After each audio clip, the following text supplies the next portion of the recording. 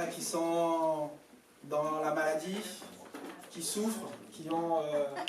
Est-ce qu'il y en a d'autres qui peinent à résoudre des problèmes, soit professionnels, ou qui ont déjà résolu ou, Est-ce qu'il y a quelqu'un qui n'a pas de problème ce matin? Est-ce qu'il y a quelqu'un qui est bien ce matin? Qui mène une vie paisible, joyeuse, il manque de rien, ils ont tout ce qu'il veut, tout ce qu'il faut. Est-ce qu'il y a quelqu'un ce matin qui a ça? Est-ce qu'il peut lever la main?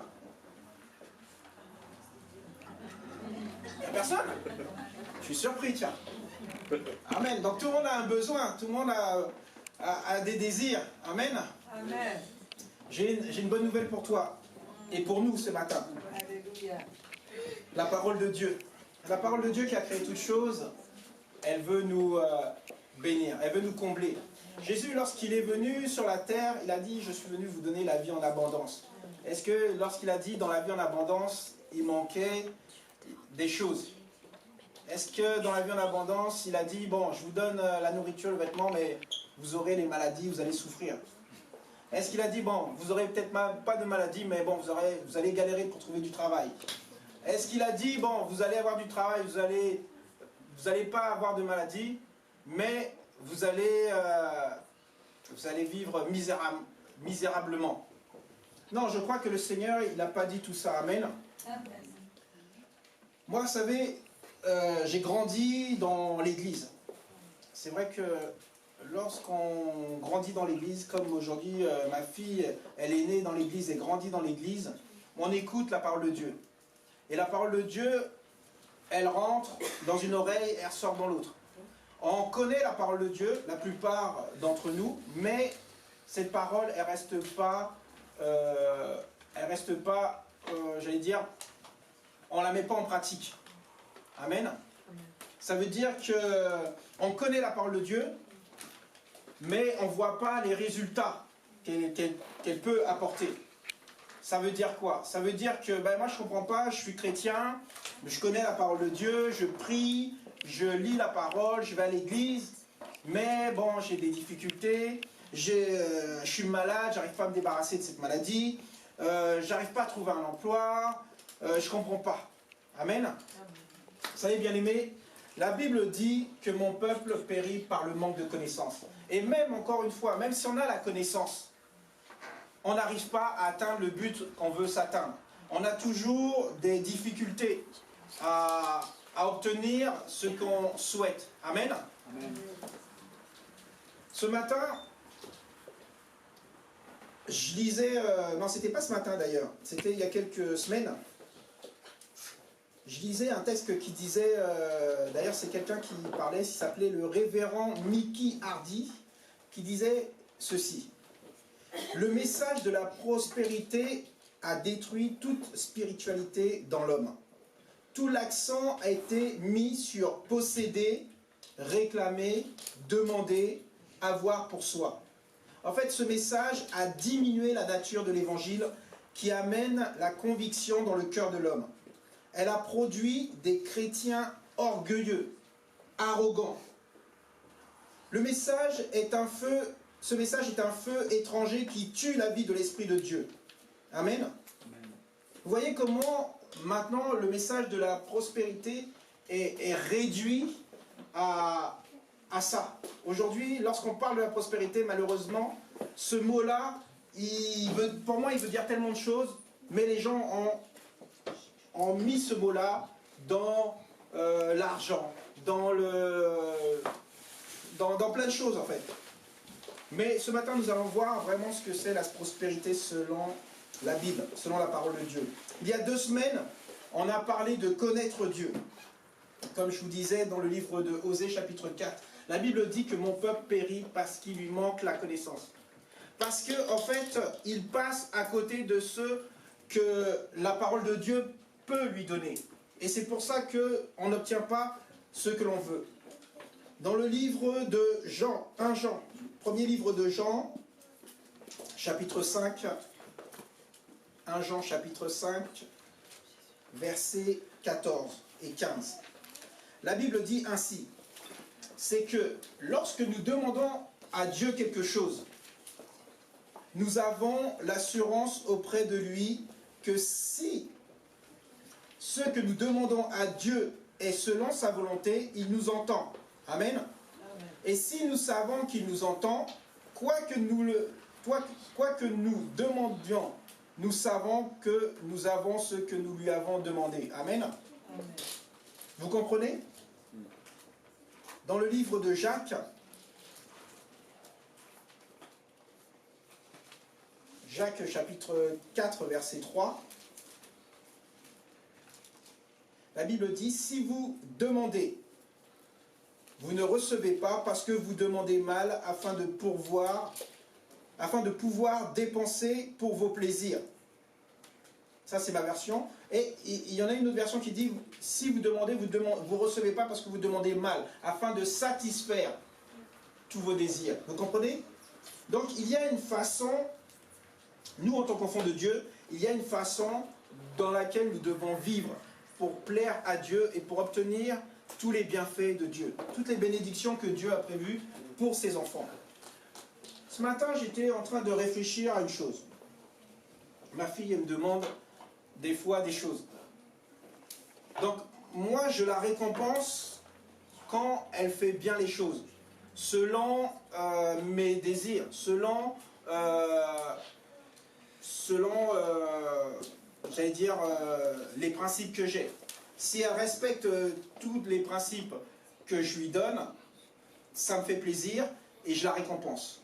Et souvent, je me dis, mais est-ce que Dieu n'est pas comme ça aussi avec nous? Dans le sens où nous, on ne suit pas les principes de Dieu, comment on peut obtenir des récompenses de Dieu? Et c'est vrai que je pourrais tout lui donner à partir du moment où elle suit tous les principes, toutes les règles que je lui mets à sa disposition, que je lui demande de mettre en pratique. Mais à partir du moment où elle ne respecte pas ces règles-là et qu'elle vienne demander quelque chose, je lui dis c'est pas possible. Parce qu'elle n'obéit pas. La Bible dit que mon peuple périt parce qu'il manque la connaissance. Aussi, mon peuple, il dit dans sa parole que l'obéissance vaut mieux que les sacrifices. Amen. Vous savez, Dieu a toujours demandé à son serviteur, à ses prophètes, à ses rois, l'obéissance. Et même Jésus a obéi à Dieu. Parce qu'à un moment, Jésus, il a dit, non, Seigneur, éloigne de moi cette coupe. Mais il a dit que ma volonté ne se fasse pas, mais la tienne. Donc, il a toujours voulu se soumettre à la volonté de Dieu. Et nous, en tant qu'enfants de Dieu, c'est ce que Dieu nous demande. Dieu ne veut pas que nous soyons tous dans des difficultés. Dieu ne veut pas que nous soyons tous malades. Dieu ne veut pas qu'on galère, au contraire. Lorsqu'on lit la parole, il parle de gens, d'enfants de Dieu élevés, glorieux, victorieux. Et pas des chrétiens qui ont la tristesse, qui galèrent, qui n'arrivent pas à obtenir les choses. Vous comprenez? Qui voudrait avoir cette vie-là? Vous regardez les gens du monde, ils veulent pas venir dans une église où les gens, ils n'ont pas cette joie, ils n'ont pas cette paix, ils n'ont pas tout ce que Dieu mentionne dans sa parole. Amen. Amen.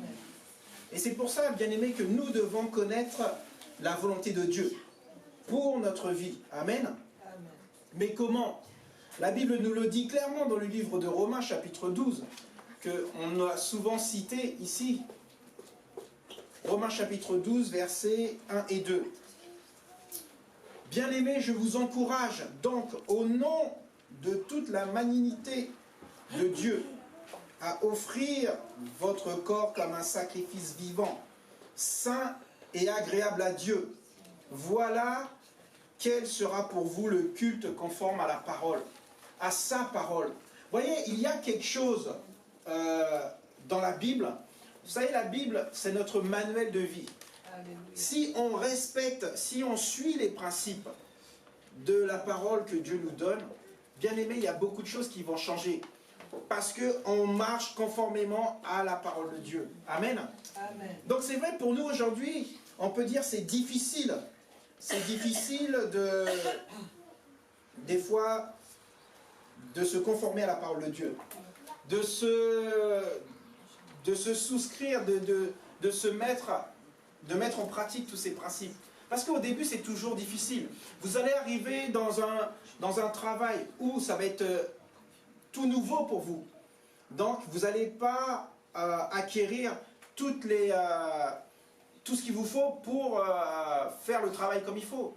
Au début, ça sera difficile parce que, bon, voilà, ils ont un protocole, il faut faire comme ça. Et donc, vous, comme vous ne connaissez pas, au début, ça va être compliqué de se conformer au protocole de la société, aux instructions qui vont être données.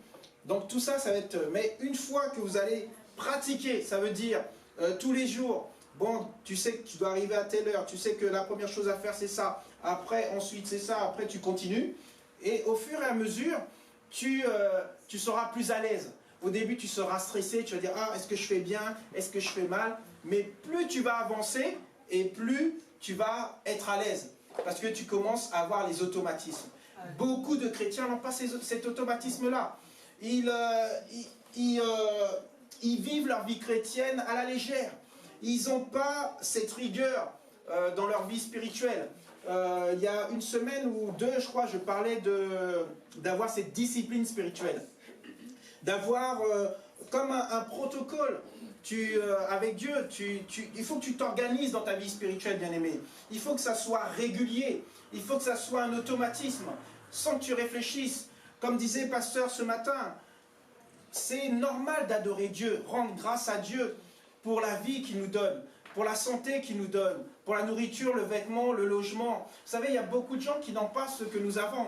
Et même si nous sommes dans des difficultés, il y a toujours quelqu'un qui sera dans une difficulté plus grande que la tienne, bien-aimé. Amen. Amen. Et donc c'est pour ça, nous devons, bien-aimé, avoir cette discipline de vie spirituelle. Amen. Amen. Donc ce matin, j'aimerais aborder avec vous la prospérité biblique selon la parole de Dieu. Donc, comme je vous disais, la parole de Dieu dit dans le livre de Osée chapitre 4 que mon peuple périt parce qu'il lui manque la connaissance. Amen. Amen. Donc, faute de reconnaître que Dieu peut agir dans ta vie, tu peux passer à côté de beaucoup de bénédictions que Dieu veut t'accorder. Le manque de connaissance de ce que Dieu peut te donner à travers sa parole fait que tu n'obtiens pas les bénédictions de Dieu. La prospérité n'est pas seulement le fait d'avoir de l'argent. Malheureusement, comme je vous disais tout à l'heure, beaucoup de gens mettent prospérité égale argent. Mais si tu regardes bien, tu peux avoir beaucoup d'argent et ne pas avoir la santé. Est-ce que tu es prospère? Donc, penser que la prospérité égale argent, ça peut te tromper. Ça, c'est un concept du monde. Il n'y a qu'une condition fondamentale pour bien comprendre la prospérité biblique. Être prospère signifie beaucoup plus que cela. Et là, on le voit. L'argent ne peut pas tout acheter, bien aimé. Quelqu'un peut avoir de l'argent, mais il y a plein de choses qu'il ne peut pas avoir. Donc, être prospère, c'est une condition de pouvoir profiter de la vie en abondance que nous donne le Seigneur Jésus-Christ, avec toute la liberté qui s'ensuit. Amen. Amen. La vraie prospérité, la prospérité biblique, touche les trois dimensions de l'être humain. Elle touche le physique, donc c'est-à-dire les biens matériels, tout ça. Ça peut faire aussi que tu bénéficies de la prospérité biblique, les finances aussi. Ça touche aussi le spirituel, l'esprit. C'est être une nouvelle créature en Jésus-Christ. Le livre de Galates, chapitre 5, verset 22, nous parle clairement. La Bible dit dans le livre de Galates, chapitre 5, verset 22, « Quant aux fruits de l'esprit, de l'esprit avec un grand E, c'est l'amour, la joie, la paix, la patience, la bonté, la bienveillance, la foi, la douceur, la maîtrise de soi, et aucune loi n'est contre de telles choses. » Voyez, la prospérité spirituelle, c'est avoir tout cela. Bien aimé, tu peux avoir l'amour, mais tu peux ne pas être joyeux. Tu peux avoir la paix, mais tu peux ne pas être patient. Tu peux avoir la foi, mais ne pas être bienveillant. Tu peux avoir la douceur, mais tu ne te maîtrises pas quelquefois. Voyez, donc la prospérité c'est tellement vaste.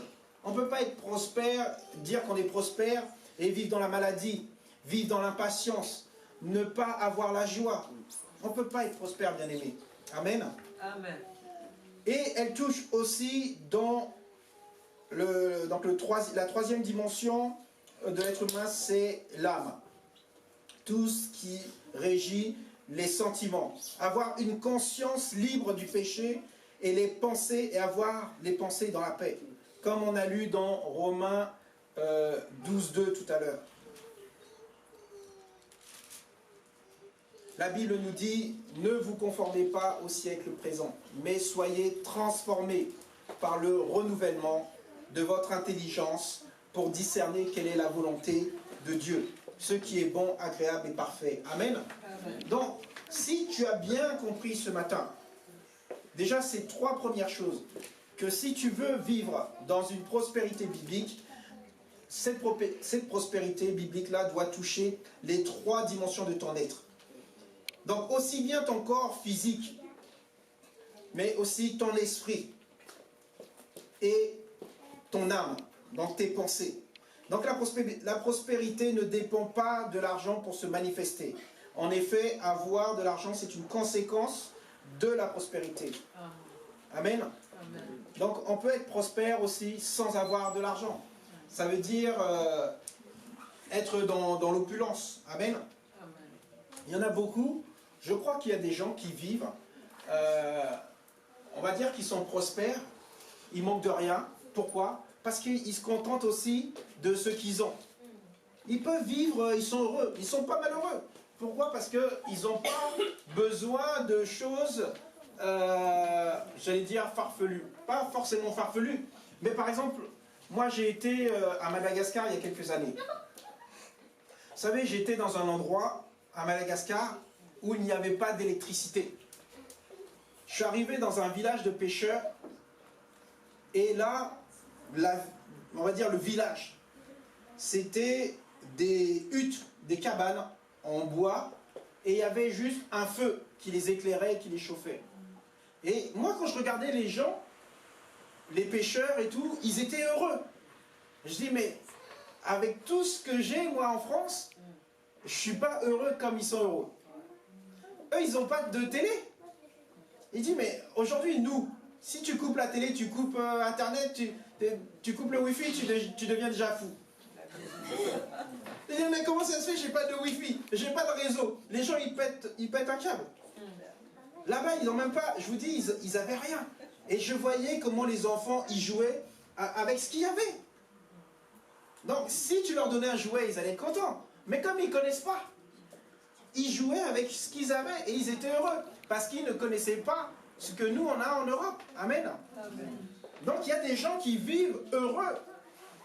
Parce qu'il y a des choses qu'ils n'ont pas et qu'ils ne connaissent pas parce qu'ils n'en ont pas besoin. Amen. Vous savez, la technologie a amené beaucoup de problèmes aussi à nous qui vivons dans le modernisme. Amen. Ça veut dire que plus on avance dans la technologie, et moi je crois qu'on a plus aussi de problèmes. Parce qu'on cherche toujours à avoir des choses qu'on n'avait pas besoin avant. Moi quand je regarde les grands-parents, les grands-mères, je dis mais elle aujourd'hui tu lui donnes un iPhone. Mais déjà même quand elle est née, elle n'avait même pas le téléphone. Ça n'existait pas. Aujourd'hui tu parles d'un iPhone, un truc que tu parles et la personne elle est de l'autre côté de la terre. Quand on était en Australie, on communiquait, on se voyait. Mais il y a 30 ans, on ne pouvait pas. On ne pouvait même pas se voir.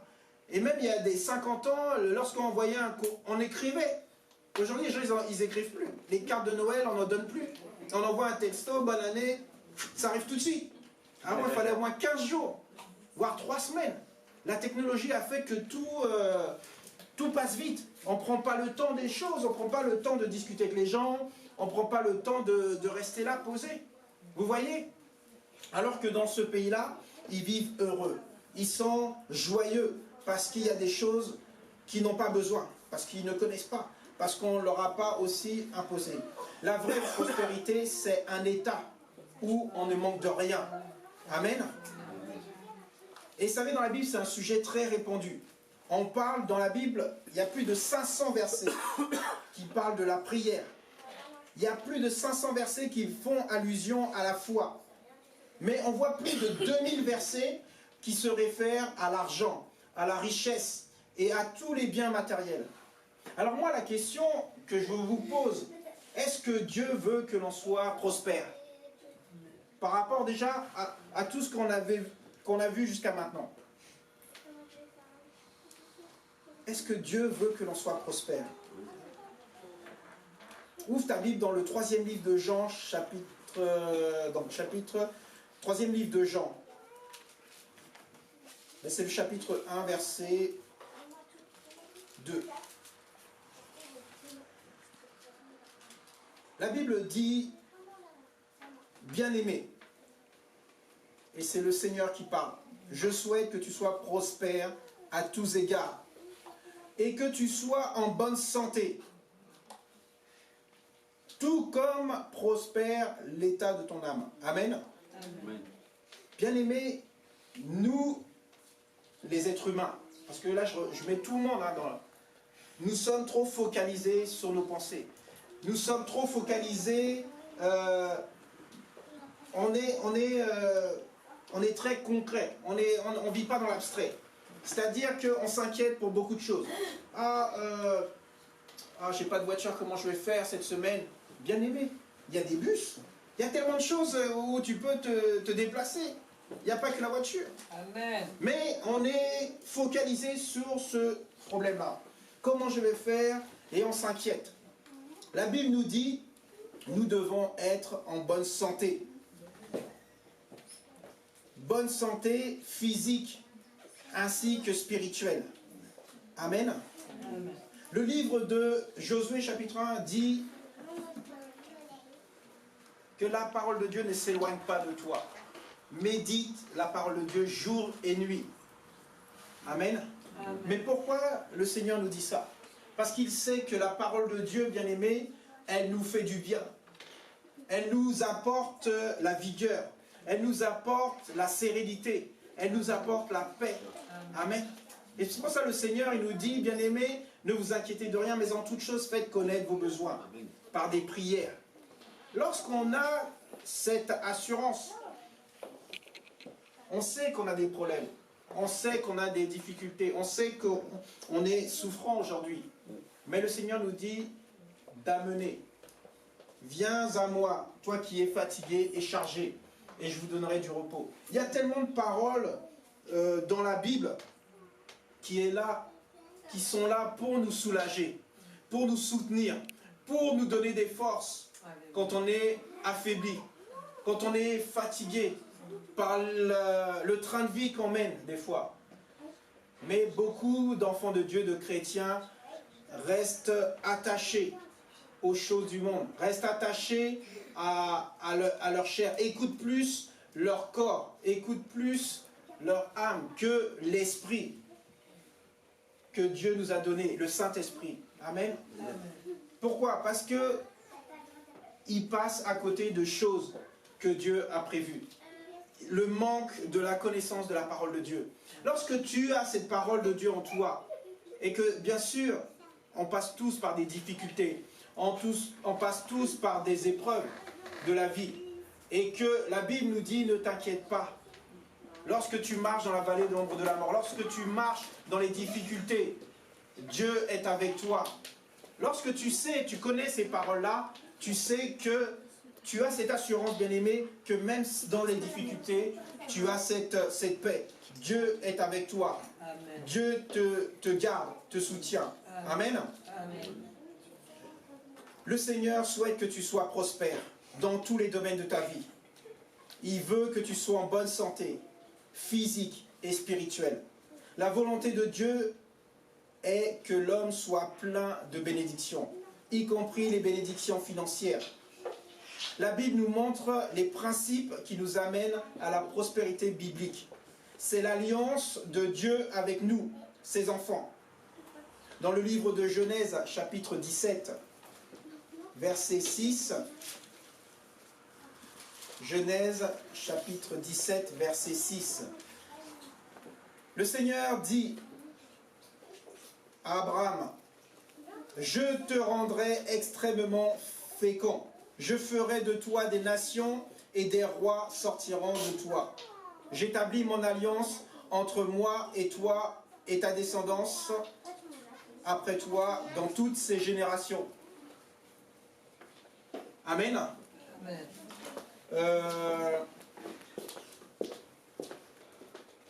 C'est l'alliance que Dieu a avec nous, ses enfants. Dieu a promis des richesses à Abraham, qui est aussi une promesse pour nous aujourd'hui. Bien-aimé, il faut que tu comprennes, nous sommes la descendance d'Abraham en Jésus-Christ. Souvent, des fois, j'entends dire, ouais, mais nous, on n'est pas juifs, on n'est pas le... Des fois, j'ai entendu ça. Mais, bien-aimé, nous sommes affiliés aux juifs par Jésus-Christ. C'est ça que des gens n'arrivent pas à comprendre. Dis, ouais, mais nous, on n'est pas juifs, on ne fait pas partie du peuple de Dieu. Mais si nous sommes nés en Jésus-Christ, la Bible dit, nous sommes des nouvelles créatures, les choses anciennes sont passées, toutes choses sont devenues nouvelles. Il faut qu'on arrête de penser comme le monde pense. On doit penser comme la Bible dit qui nous sommes en Christ. Amen. Dieu nous a bénis de toutes les bénédictions spirituelles en Jésus-Christ. Et ça, si tu n'arrives pas à ouvrir ton esprit dans ce sens-là, tu ne peux pas comprendre la parole de Dieu. Il faut que tu vois au-delà des choses humaines, bien-aimé. Amen.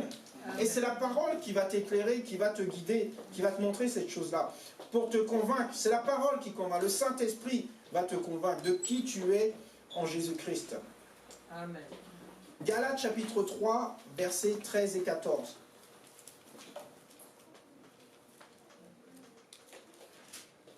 La Bible dit ainsi. Le Christ nous a rachetés de la malédiction de la loi en devenant malédiction pour nous.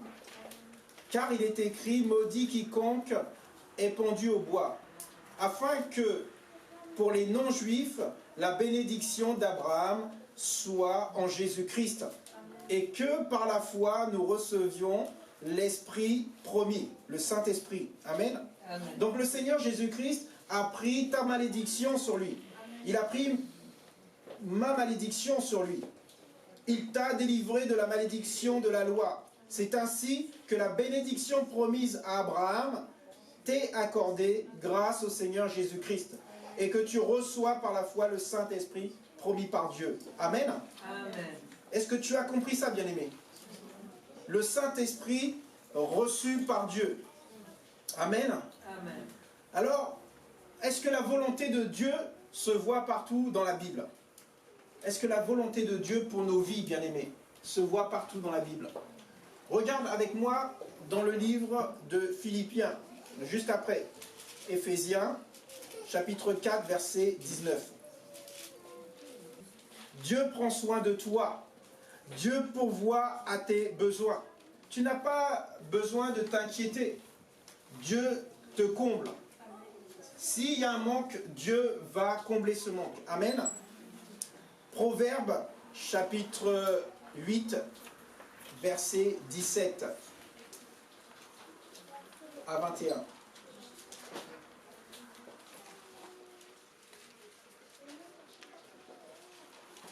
Je lis la parole de Dieu.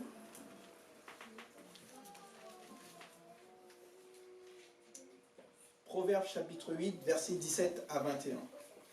La Bible dit que moi, j'aime ceux qui m'aiment et ceux qui me cherchent me trouvent. C'est le Seigneur qui parle. Avec moi, il y a la richesse et gloire, des biens durables et justice. Mon fruit est meilleur que l'or fin. Et ce que je rapporte vaut plus que l'argent de choix. Je marche sur le chemin de la justice par les sentiers de l'équité pour donner un patrimoine à ceux qui m'aiment et remplir leur trésor. Amen. Donc, Dieu remplit ta vie de richesse dans tous les domaines de ta vie. Verset 18, il dit « Avec moi, il y a la richesse et gloire, bien durable et justice. » Amen. Donc, la richesse et l'honneur, des biens stables, une prospérité méritée, tout ça est pourvu, prévu pour toi. Amen. Psaume chapitre 1, versets 1 à 3. la foi vient, bien aimé, de ce qu'on entend. Et ce qu'on entend vient de la parole de Dieu. Et c'est la foi que Dieu honore. Amen. Il dit, heureux l'homme qui ne suit pas les projets des méchants, qui ne s'arrête pas sur le chemin des pécheurs, et qui ne s'assied pas parmi les insolents, mais qui trouve son plaisir dans la parole de Dieu, et qui la redit sans cesse, jour et nuit. Il est comme un arbre planté près des canaux d'irrigation, qui donne son fruit en son temps, et dont le feuillage ne se flétrit pas. Tout ce qu'il fait lui réussit. Amen. Comme je disais tout à l'heure dans le livre de Josué, chapitre 1, verset 8, il dit que la parole de Dieu ne s'éloigne pas de ta bouche. Donc, médite-la jour et nuit, confesse-la. La parole de Dieu, il y a une puissance, il y a un pouvoir. Je l'ai déjà dit plusieurs fois. La Bible dit dans le livre de Jean, au commencement était la parole.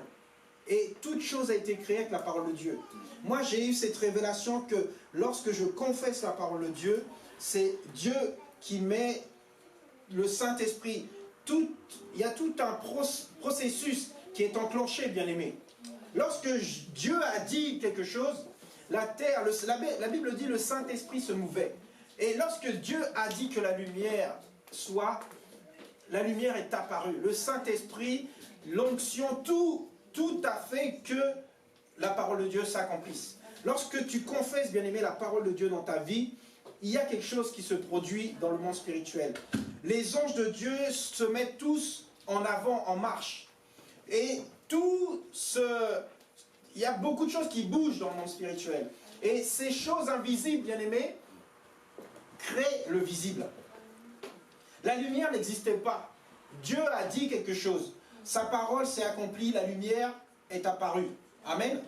Donc il n'y a pas quelque chose dans ta vie que Dieu ne peut pas faire, bien-aimé. C'est lui qui crée les choses avec sa parole. Lorsque tu confesses sa parole sur ta vie, sur les difficultés doivent s'arrêter. Parce que la parole de Dieu se met en marche. Amen. Les anges se mettent en marche. La Bible dit dans le livre d'Hébreux, chapitre 1, si je ne me trompe pas, Hébreux, chapitre 1,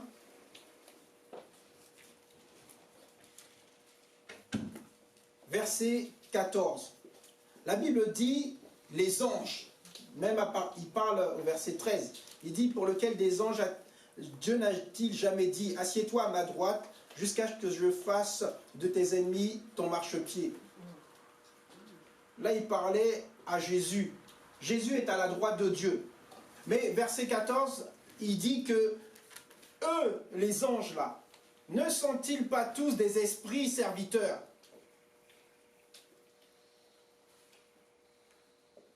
Envoyés pour exercer leur ministère en faveur de ceux qui vont hériter le salut. Qui sont ceux qui vont hériter le salut, bien-aimés? Qui sont ceux qui vont hériter le salut?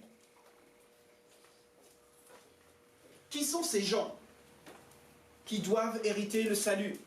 Sinon, les pécheurs que Dieu a envoyé son Fils pour les amener dans le royaume de lumière. Amen. Amen. Ceux qui sont éloignés de Dieu, c'est-à-dire des gens qui étaient comme vous et moi. Nous sommes aujourd'hui enfants de Dieu, nous sommes ces personnes qui ont hérité le salut.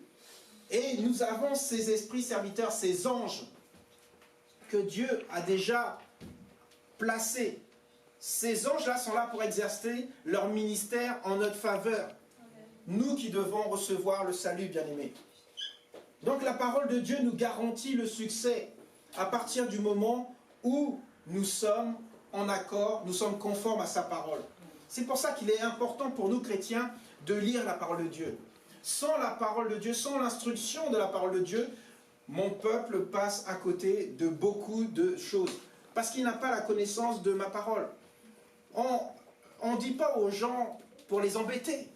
Mais au contraire, lorsque tu lis la parole, tu sais qui tu es en Christ. Tu sais ce que Dieu a déjà prévu pour toi.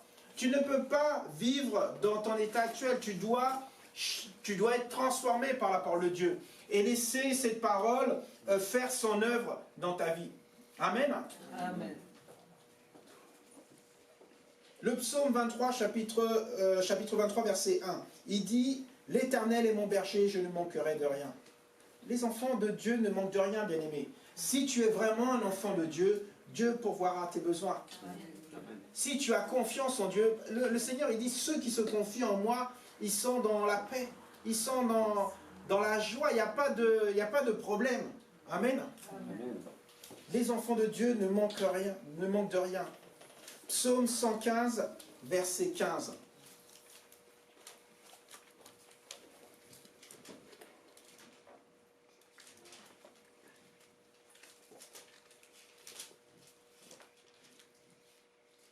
Je lis la parole de Dieu. Il dit « Soyez bénis du Seigneur, qui fait le ciel et la terre. » Dieu nous comble de ses bienfaits, bien-aimés. Le psaume 84, 12.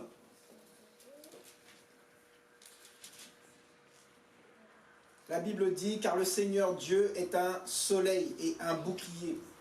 Le Seigneur donne la grâce et la gloire. Il ne refuse aucun bien à ceux qui suivent la voie de l'intégrité. » Dieu ne refuse rien à ceux qui sont intègres. Bien-aimés, nous devons être intègres pour bénéficier des bénédictions de Dieu. Amen. La Bible dit dans le livre de Malachie, chapitre 3, verset 10, il dit « Apportez toute la dîme au trésor, qu'il y ait de quoi manger dans ma maison. Mettez-moi ainsi à l'épreuve et je vous prie, dit le Seigneur, j'ouvrirai sans faute pour vous les fenêtres du ciel et je déverserai pour vous la bénédiction au-delà de toute mesure. » Amen. Amen. Bien-aimé, Dieu veut être mis à l'épreuve aussi dans tes finances. Il y a beaucoup de chrétiens, malheureusement, qui souffrent dans leurs finances parce que Dieu n'est pas le gardien de leurs finances.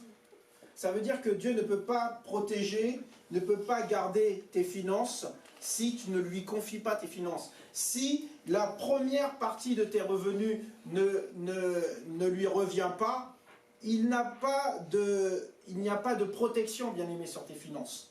Dieu veut protéger ses enfants. Mais il faut que ses enfants comprennent. Malheureusement, mon peuple périt par le manque de connaissances. Proverbe 10, 22.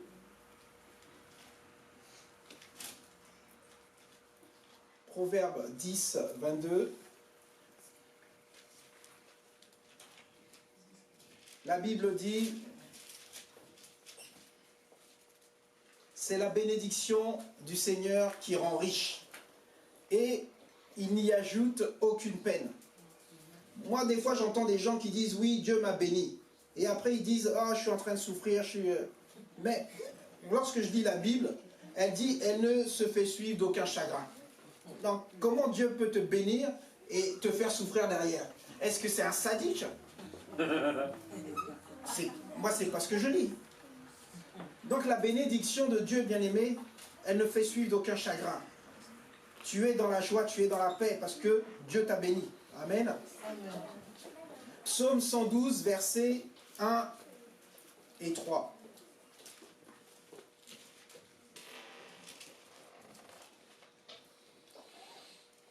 Louez le Seigneur, heureux l'homme qui craint Dieu, qui trouve un grand plaisir dans ses commandements. Il y a dans sa maison des biens et des richesses, et sa justice subsiste à jamais. Amen. Amen. Vous savez, la crainte de Dieu. Moi, je vois beaucoup de gens qui ne respectent pas Dieu, qui n'ont pas cette crainte, cette révérence envers Dieu. Et comment vous voulez, et comment ils peuvent obtenir des biens de Dieu, les bienfaits de Dieu, les bénédictions de Dieu? Ce n'est pas possible. S'il n'y a pas la crainte de Dieu, il n'y a pas ce respect, cette révérence, tu ne peux rien recevoir de Dieu. Amen.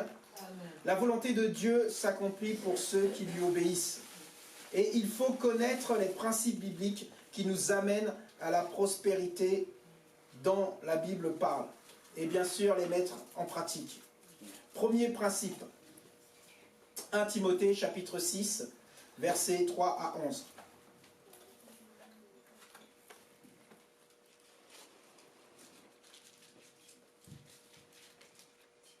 je lis la parole de Dieu. Si quelqu'un propage d'autres enseignements et qui ne suit pas les saines paroles de notre Seigneur Jésus-Christ et l'enseignement conforme à la piété, il est aveuglé par l'orgueil et il ne sait rien. Il a la maladie des débats et des querelles de mots. De là naissent l'envie, les disputes, les calomnies, les mauvais soupçons, les contestations interminables de gens à l'intelligence pervertie, privés de la vérité, qui considèrent la piété comme une source de profit. Certes, c'est une grande source de profit que la piété, si l'on se contente de ce que l'on a. Car nous n'avons rien apporté dans le monde, comme d'ailleurs nous n'en pouvons rien emporter. Si donc nous avons la nourriture et le vêtement, cela nous suffira. Mais ceux qui sont décidés à devenir riches tombent dans l'épreuve, dans un piège et dans beaucoup de désirs stupides et pernicieux, qui plongent les gens dans la destruction et la perdition. Car l'amour de l'argent est la racine de tous les maux. Et quelques-uns, pour s'y être adonnés, se sont égarés loin de la foi et se sont infligés eux-mêmes bien des tourments. Amen. Amen. Premier principe, ne pas aimer l'argent. Amen. Amen. Le deuxième principe se trouve dans le livre de Deutéronome, chapitre 29. Deutéronome, chapitre 29, verset 9.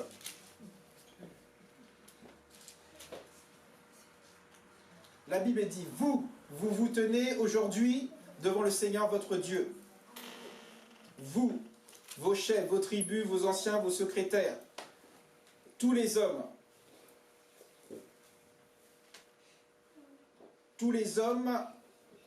d'Israël, vos femmes, toutes vos familles, et les immigrés qui sont dans les camps depuis ton bûcheron jusqu'à ton puiseur d'eau, pour passer dans l'alliance du Seigneur ton Dieu et dans son adjuration, l'alliance que le Seigneur ton Dieu conclut aujourd'hui avec toi, afin de faire aujourd'hui de toi son peuple et d'être lui-même ton Dieu, comme il te l'a dit et comme il a juré à tes pères, Abraham, Isaac, Jacob. Bien-aimé, dans ce deuxième principe, il y a l'obéissance à la parole de Dieu. Il y a cette alliance que Dieu a conclue avec nos anciens, avec Abraham, Isaac, Jacob. Et cette alliance, aujourd'hui, Dieu aussi te demande de la mettre en pratique dans ta vie. C'est l'obéissance à la parole de Dieu, le deuxième principe. Le troisième principe, on a lu tout à l'heure le livre de Proverbes, chapitre 8, versets 17 à 21, qui parlait donc d'aimer Dieu et de reconnaître que c'est lui qui t'enrichit. La Bible dit dans le livre de Chroniques, le premier livre de Chroniques, chapitre 29, verset 12, que les richesses et la gloire viennent de Dieu. Amen. Amen. Donc, ce troisième principe, c'est vraiment d'aimer Dieu et de reconnaître que c'est lui qui t'enrichit. Quatrième principe, mettre Dieu en premier dans toutes les choses. Vous connaissez le verset de Matthieu, chapitre 6, verset 33, qui dit « Cherche d'abord le royaume de Dieu et sa justice, et toutes les choses vous seront données par-dessus. » Amen. Amen. Mettre Dieu en premier, ça c'est le quatrième principe. Dieu te donnera tout le reste.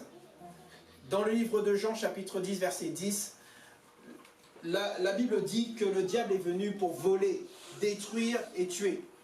Mais Jésus est venu pour nous donner la vie et la vie en abondance. Amen. Amen. Donc Jésus-Christ est en toi, bien-aimé.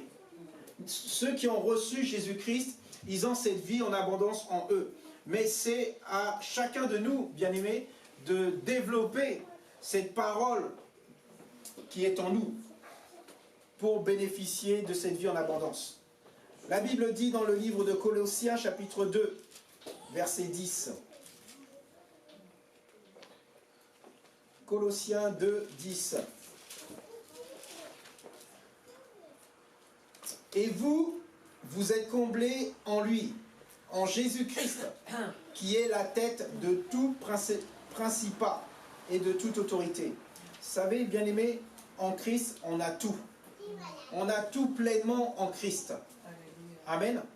Christ, c'est la clé de la prospérité. Vous savez, Dieu nous a tellement aimés qu'il a envoyé son Fils Jésus-Christ, afin que l'on ne périsse pas, mais que l'on ait la vie éternelle, qu'on ait le salut, qu'on ait la prospérité à tous égards.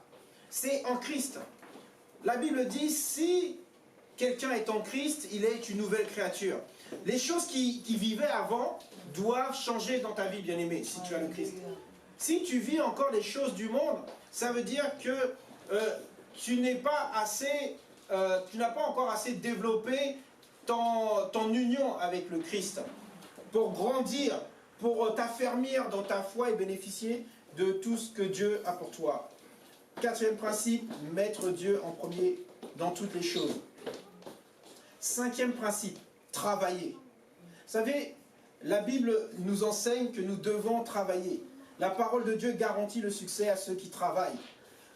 Le psaume que nous avons lu dans le chapitre 1, verset 3, il dit qu'on est comme un arbre planté près d'un courant d'eau. Il dit que tout ce qu'on fait réussit. Et même dans le livre de Josué, chapitre 1, verset 8, il dit de méditer la parole de Dieu, jour et nuit, afin qu'elle nous donne tout ce que nous avons besoin. Et tout ce que nous allons faire, tout ce que nous allons entreprendre va réussir. Amen. Amen. Donc, il faut travailler pour que nous obtenions le succès. Amen. Amen. Le sixième principe, c'est avoir confiance en Dieu. Bien-aimé, si tu ne te confies pas en Dieu, tu ne peux pas réussir. Si tu ne te confies pas en Dieu, il n'y a rien que Dieu puisse faire pour toi. Amen. Amen. Donc, il faut avoir cette confiance en Dieu. On ne doit pas s'appuyer sur les choses du monde, mais on doit s'appuyer sur le Seigneur. Alléluia. Le deuxième livre de Chroniques, chapitre 20, verset 20. Deuxième de Chroniques, 20, 20.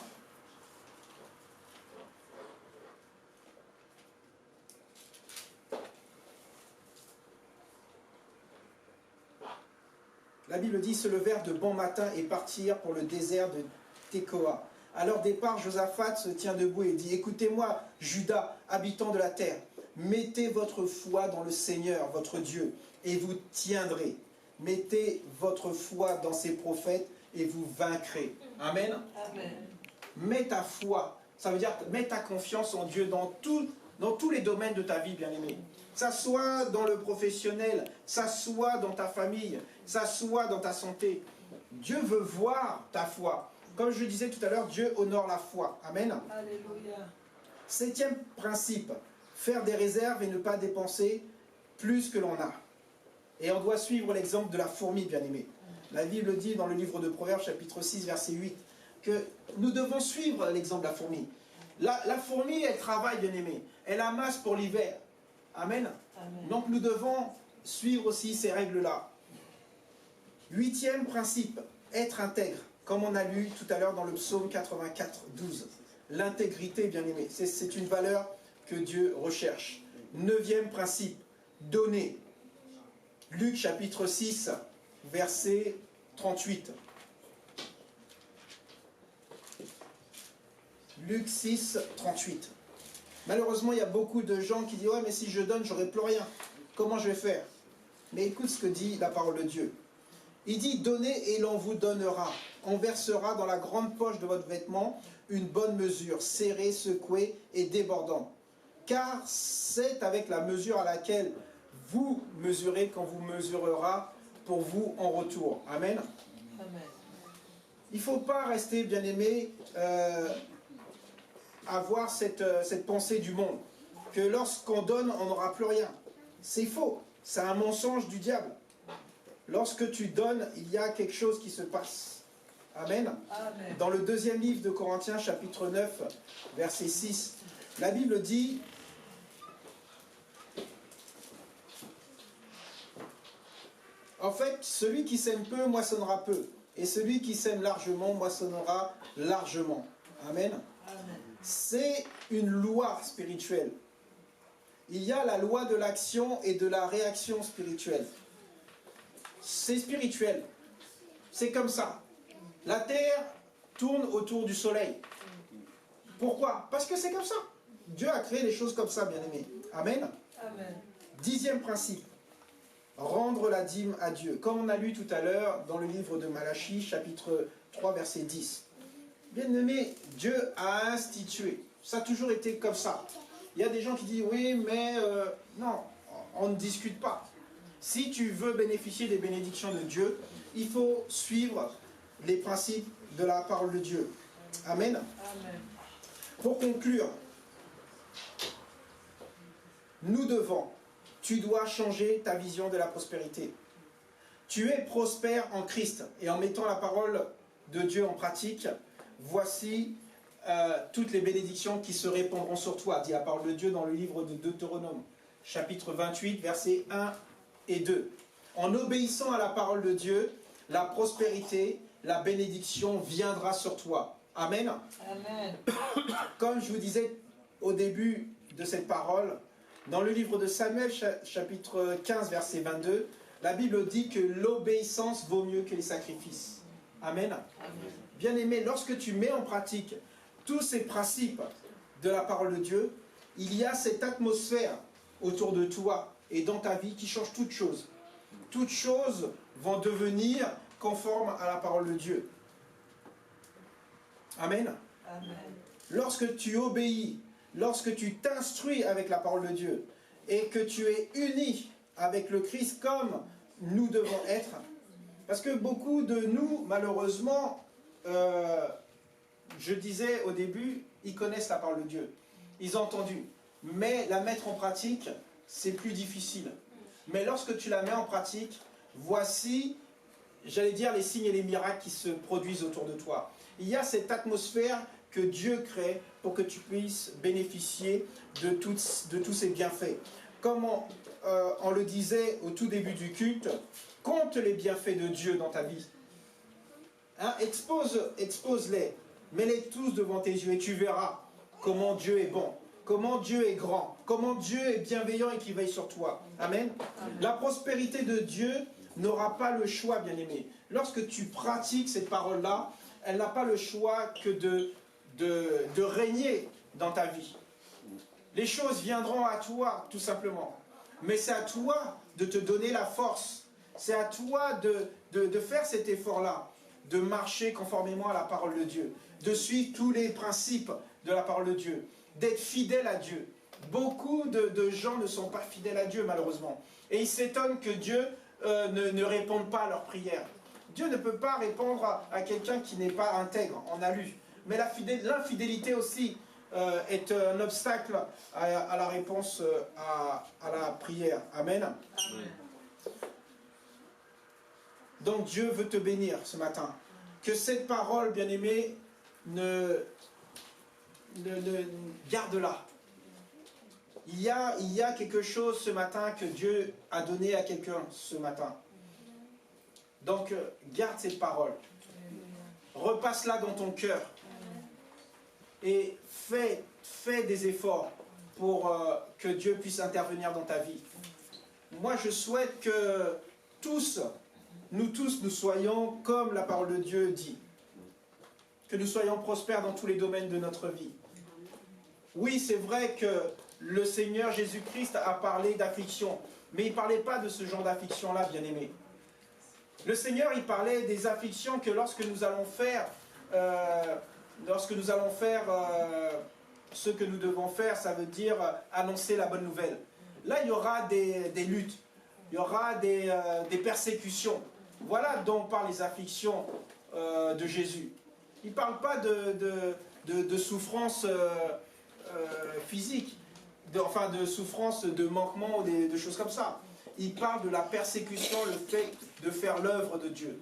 Oui, on va souffrir, comme les apôtres ont souffert lorsqu'ils ont annoncé la parole de Dieu, lorsqu'ils ont annoncé l'évangile.